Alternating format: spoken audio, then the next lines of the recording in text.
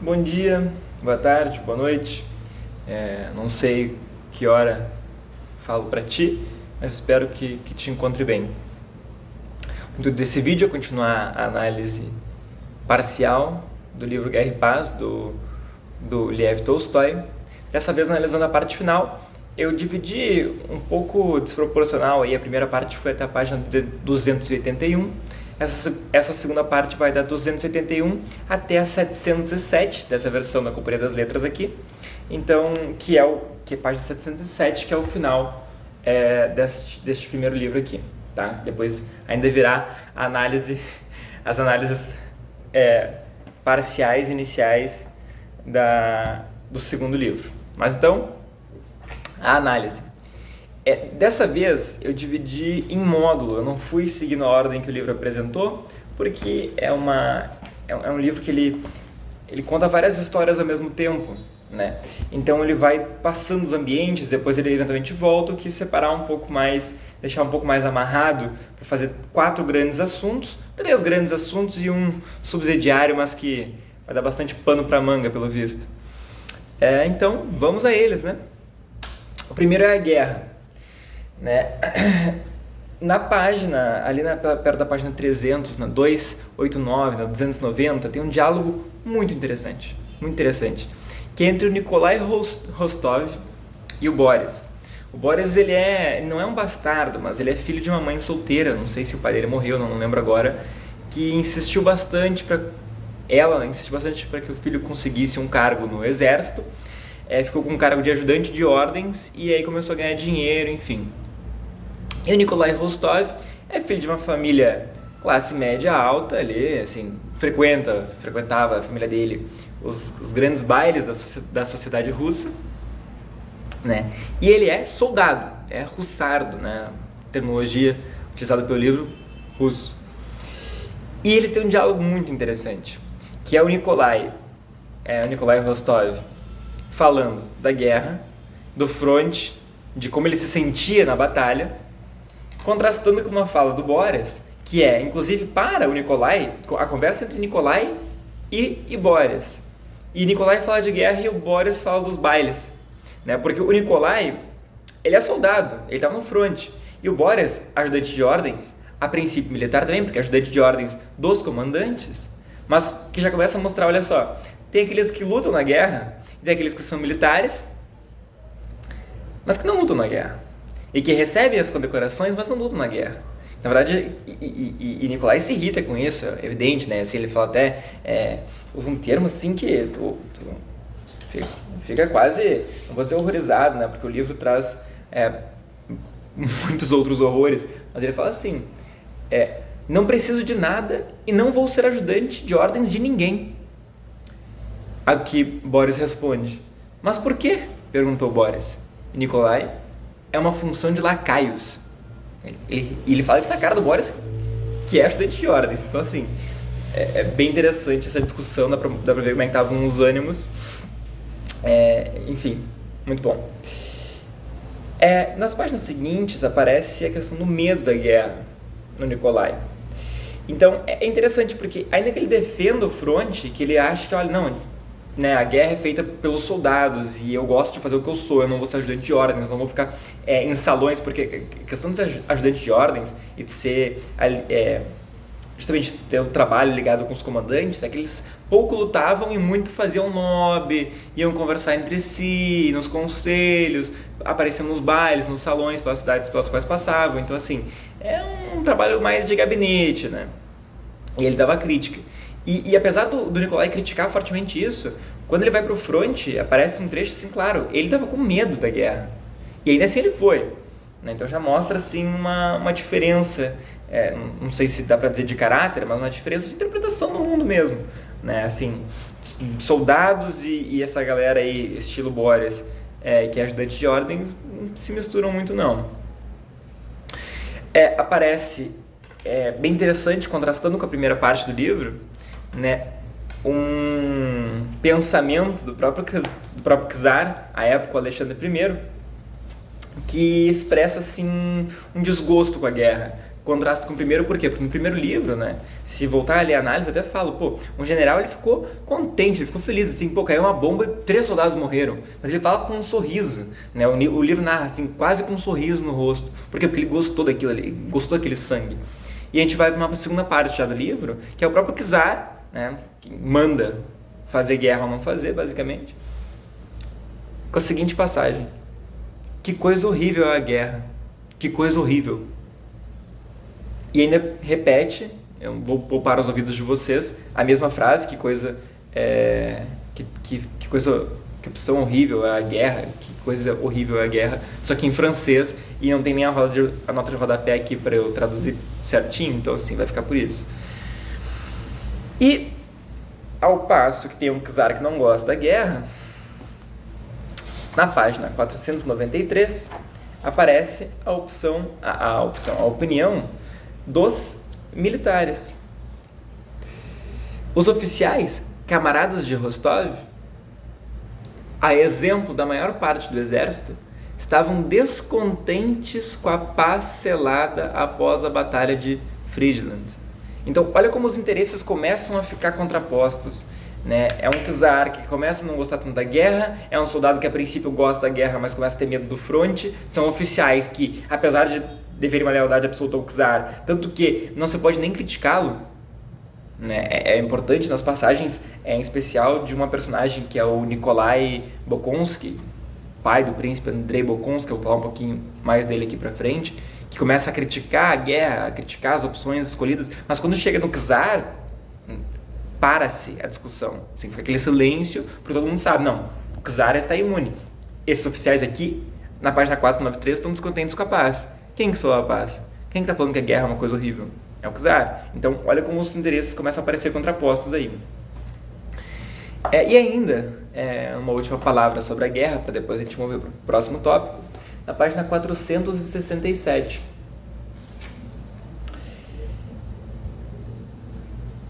O velho príncipe, em tom de zombaria, mas sem zangar-se, contestava, esse mesmo Nikolai Bolkonsky: retire o sangue das veias e depois encha com água. Aí, sim, não haverá mais guerra. Não vai haver mais guerra. E isso me faz ficar pensando, as guerras estão estourando no Oriente Médio, Palestina, Israel, Palestina entre muitas aspas, né? Ucrânia, Rússia, mesmo as próprias guerras territoriais, de guerrilha, confronto da polícia com o tráfico de drogas no Rio de Janeiro, no Brasil. O livro parece apontar para uma situação que não... Porque escorre sangue nas veias é que é a guerra, né? Se não escorresse, então não haveria guerra, mas enquanto escorrer, vai haver guerra. É uma frase impactante, há que se pensar, e não só uma frase impactante, uma frase muito bem construída, né? Aqui o autor já mostra, como mostra em muitos outros trechos, suas credenciais de cânone da literatura, né? Bom, passando para o próximo assunto, o reencontro. Queria falar um pouquinho desse grande tópico, reencontro, que é quando o Rostov ele sai do fronte e volta para casa, né? Então ele deixou pai, mãe, irmã e a Sônia, que assim é tipo uma filha adotiva, mas tem coisa aí entre a Sônia e ele, né? Então ele volta para a família, digamos assim, né? E é interessante como é que se faz a troca de cenários, porque a cena logo anterior ao reencontro dele com a família se eu não me engano, Bonaparte, mas se não for Bonaparte não faz diferença, no campo de batalha ensanguentado, né? E aí troca de um campo ensanguentado para uma família feliz se reencontrando, e beijando, e lágrimas de felicidade, enfim. É chocante, né? E certamente proposital, para mostrar a cruel possibilidade de extremos na vida, de uma hora para outra, inclusive, né? O reencontro do Rostov com a família certamente me fez lembrar o meu, tão aguardado, né?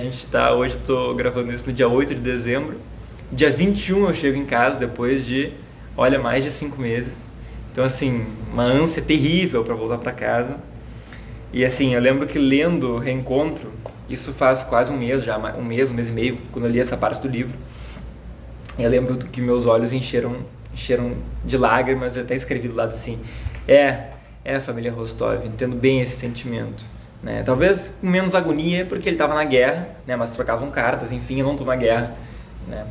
Mas assim, essa ânsia, essa vontade de se reencontrar é gigante. Bom,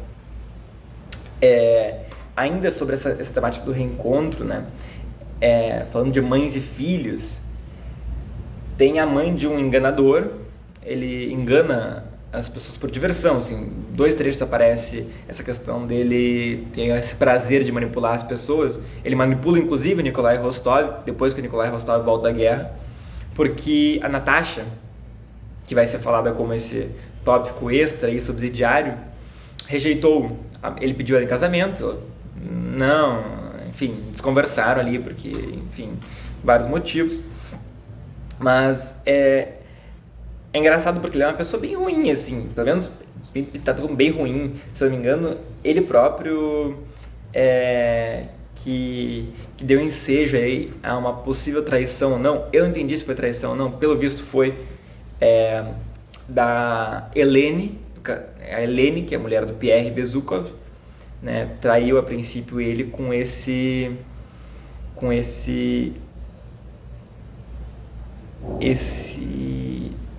Dolokov. Agora eu não sei mais, Denisov ou Dolokov, uma coisa assim. São 2 personagens que estão muito juntos, eu acabei me confundindo nas anotações aqui, mas saibam que o Pierre provavelmente foi corno e que a irmã do Rostov negou o casamento com esse Dolokov, se não me engano. E aí ele arrancou uma boa grana do Rostov, que foi apostar, e foi apostando e caiu no conto do Dolokov, que é um enganador, assim, de pedigree, digamos assim, dos enganadores. Ele é o cara. E é interessante, né, por que eu tô nessa temática de reencontro, porque na verdade é quase familiar, assim, o que a mãe dele fala sobre ele. Foi o Dolokov mesmo que botou, a princípio, que colocou o chifre aí no Pierre Bezukov. A mãe dele fala o seguinte: sim, conde, ele é uma alma muito nobre e pura, dizia ela, para o nosso mundo depravado de hoje em dia. Ninguém gosta da virtude, ela arde nos olhos de todo mundo. A personagem que apareceu para dizer isso, basicamente, ela não mais aparecendo na história. O próprio Dolokov, sei lá como é que fala o nome dele, não é tão, assim, claro, ele é importante, mas ele não tá no rol dos personagens mais importantes, ele seria um secundário na história. Ela, então, assim, só falou isso mesmo. Mas achei interessante, primeiro, esse instinto materno aí de proteger o filho, apesar dele ser bem ruim. E a frase, daí, de novo, palmas ao autor: ninguém gosta da virtude, ela arde nos olhos de todo mundo. Interessante, muito interessante. Se eu fosse o Cortella, eu postaria aquele cartazinho, não sei se alguém segue ele no Instagram, muito bom. Ele posta umas frases assim, de alguns autores e embaixo lá com uma pergunta: será? Assim, é para refletir, é bem construído, é bem intrigante, suscita bastantes dúvidas. Será? Será que é isso mesmo? Não sei.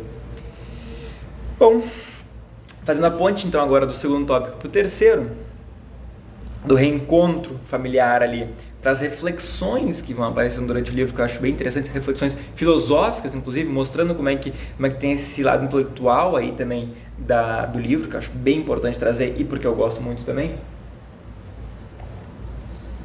Nas páginas 468 e 469, há um diálogo interno do Rostov, que é quando ele está voltando para o campo de batalha.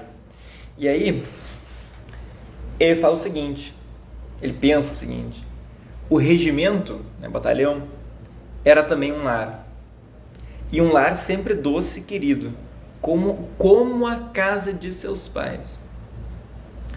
Depois de se apresentar ao comandante do regimento e ser indicado para o mesmo esquadrão de antes, depois de ficar de plantão e tratar do abastecimento da forragem para os cavalos, enfronhado em todos os assuntos cotidianos do regimento, E depois de sentir-se privado de liberdade e acorrentado a uma estrutura estreita e imutável, o exército, Rostov experimentou a mesma calma e o mesmo amparo e a mesma consciência que sentia na casa dos pais, de estar em casa, no seu lugar.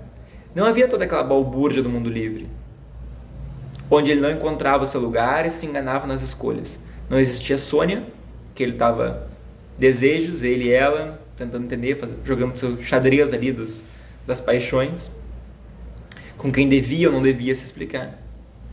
Não havia a possibilidade de ir para um lado ou não havia aquelas 24 horas do dia que era possível usar das maneiras mais variadas, não havia aquela interminável multidão de pessoas, das quais nenhuma era próxima e nenhuma era distante.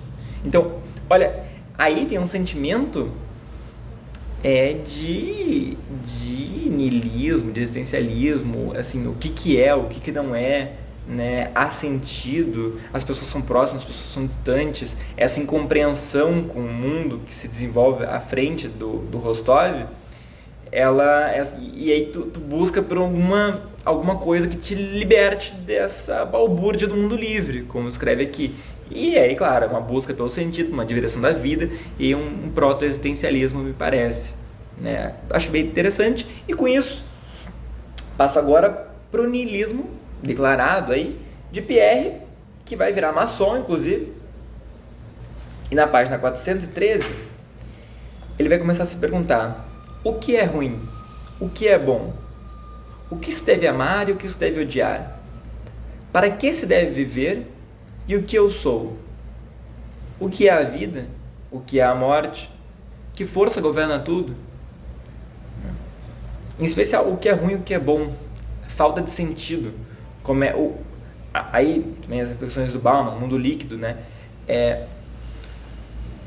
Ele começa a perder o que a gente fixa como isto é necessariamente bom, isso é necessariamente ruim. Aqui ele já começa a questionar, né? Existe um bom e um errado imutáveis? Ou é tudo questionável? Ou tudo depende do caso?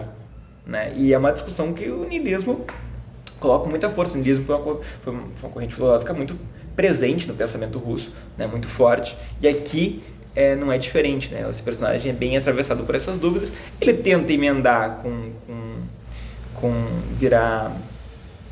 entrar nessa religião, né, que é uma espécie de religião, digamos assim, essa irmandade, mas logo dá errado. Bom, além disso, tem uma parte que é bem interessante, que é da 463, se não me engano. Vamos ver se é isso mesmo. Não. Um minutinho. Voltei. Eu esqueci de anotar uma das referências que eu tinha feito num caderninho. Eu passei para um caderno um pouco maior para conseguir esquematizar, para ficar mais claro esses tópicos que eu gostaria de trazer. A discussão da página 456, que faz o príncipe Andrei em conversa com o Pierre. E ele vai falar assim: pois bem, vamos discutir, disse o príncipe Andrei. Você falou de escolas, prosseguiu, e dobrou um dedo. Aulas e tudo mais, ou seja, você quer erguer aquele homem, leia-se os servos, né? Um regime muito parecido com uma escravidão, mas era típico da Rússia, essa servidão, tanto que se falava em quantas almas o senhor tinha, né? É dessas pessoas que se fala aqui. Ou seja, você quer erguer aquele homem, disse, apontando para um mujik que tirou o chapéu ao passar por eles, da sua condição animal. Quer erguer aquele homem da sua condição animal e lhe transferir as exigências morais.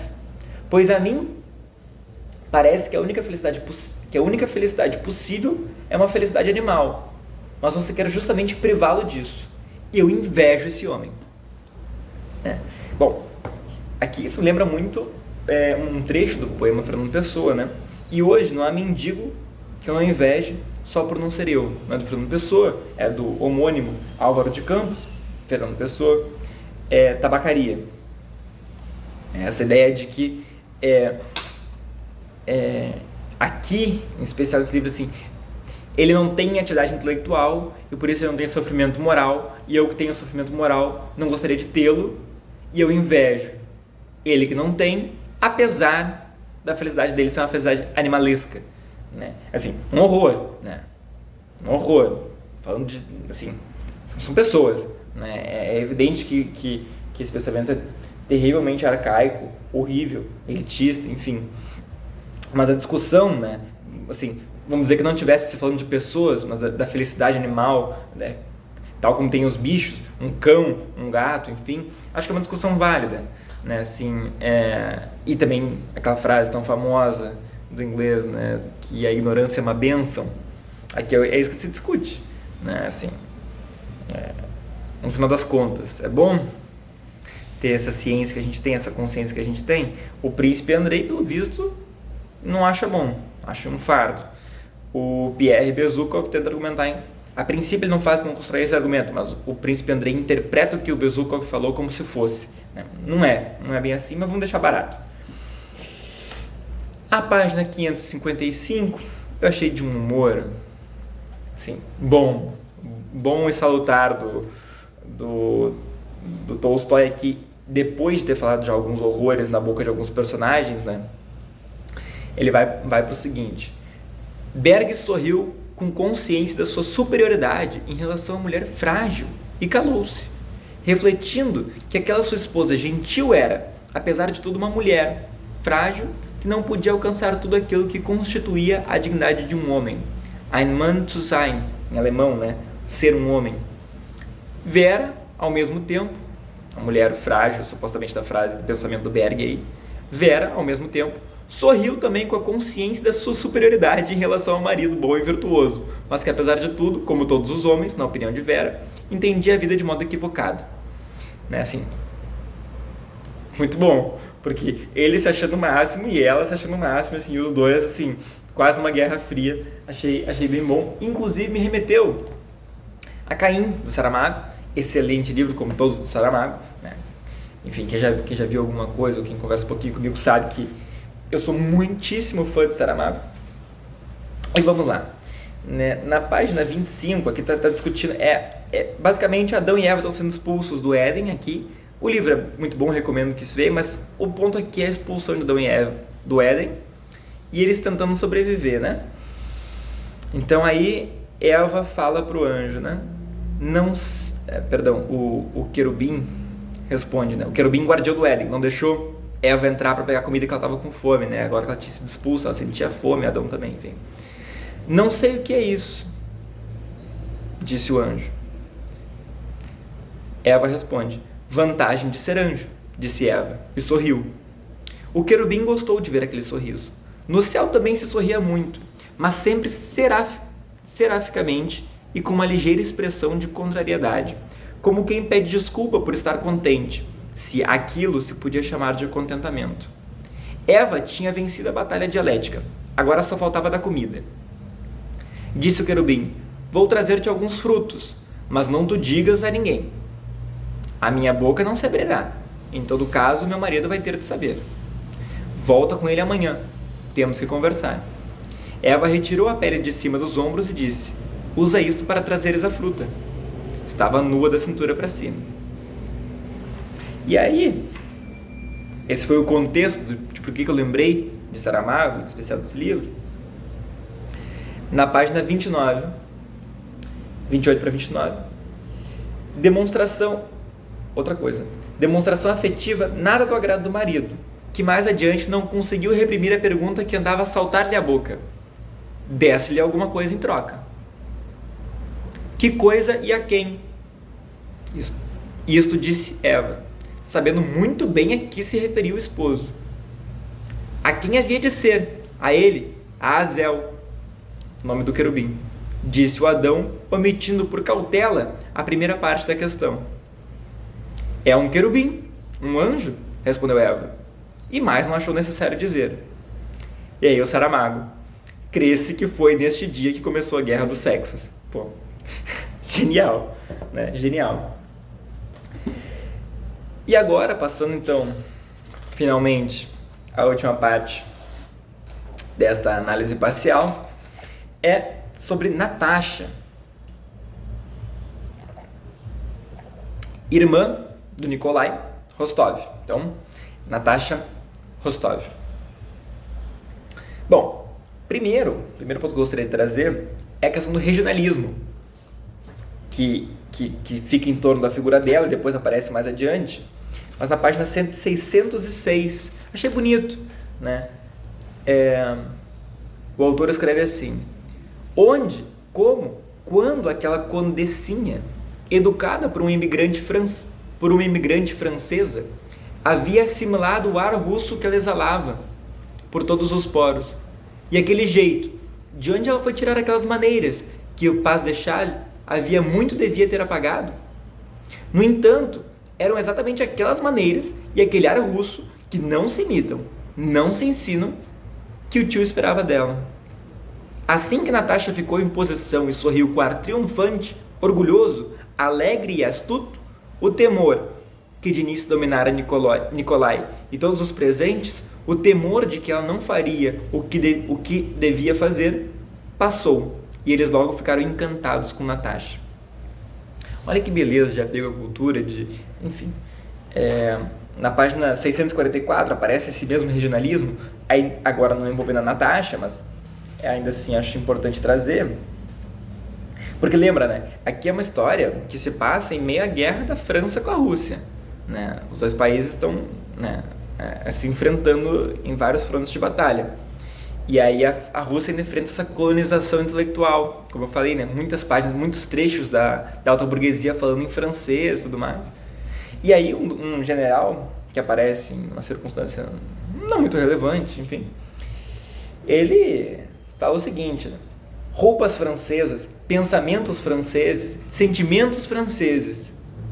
O senhor pôs Metvier, que era um doutor francês, para fora da sua casa porque é francês e canalha, mas as nossas senhoras rastejam atrás dele.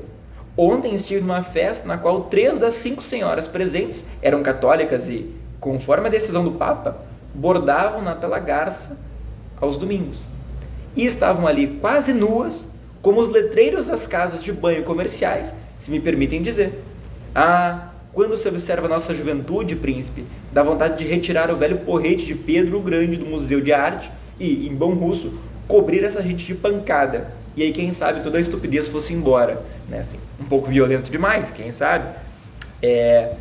Mas mostra um apego à cultura e uma raiva, talvez até um pouco legítima, de como essa colonização francesa está se dando, em especial não pela força, mas pelas mentes, pelos corações, né? Roupas, pensamentos e sentimentos franceses. Nas páginas anteriores estava falando do desempenho da Natasha como francesa, aqui, olha que diferença, né? Bom, e por que Natasha como subtópico? Ela recusa o Dolokhov, como eu já falei para vocês, se gera todo aquele problema depois para o Rostov, que vai falar com uma amiga, acaba apostando até o que não tinha. Gera uma disputa entre o Andrei Bolkonsky e o Anatoly Kuragin, inclusive, que ela trai, digamos assim, o Andrei Bolkonsky, que prometeu casar com ela em 1 ano, porque o pai dele fez uma ressalva, ele mais falou, bom, então em 1 ano eu caso, o pai, ok, mas em 1 ano já vai ter terminado. De fato terminou, porque o Anatoly Kuragin foi dar em cima dela e ela deu vazão, deu espaço para ele. E o Pierre Bezukhov está entrando por aí. Pierre, casado com Helene, vejamos bem, que também talvez até tenha colocado um chifre nele, mas isso aí tem que ver, né? E por que eu digo isso? Porque termina assim a análise e o livro falando da página 707, um sentimento que exala, um sentimento muito bonito, inclusive muito bem construído pelo autor, mas que exala Pierre depois de consolar a Natasha, que estava se sentindo muito mal pelo que ela tinha feito, enfim. E escreve o seguinte: não sentia a mesquinharia injuriosa de toda a terra, em comparação com a elevação em que se achava a sua alma, a alma de quem? De Pierre, depois de ter consolado a Natasha. Então, assim, a Natasha, nessa brincadeira aí, já está no quarto, né? No quarto homem de alguma relevância que faz cortesia a ela. Segundo, né? Porque o Dolokhov e o Anatoly Kuragin, ainda que esse segundo tivesse dinheiro, não era nada boa gente, e o primeiro, aí esse realmente não tinha como. Mas o Bolkonsky e o Bezukhov, 2 partidaços, e os 2, pelo visto, caíram no conto da Natasha, se tornando bem importante. E essas fofocas aí da corte dos príncipes, da condessa, né, de toda essa alta sociedade russa aí, está muito boa. O livro melhorou muito, me chama muito mais atenção agora, né, nessa segunda parte da análise do que me chamava no começo. Sigo recomendando agora ainda mais, e é isso. Espero vocês na próxima análise.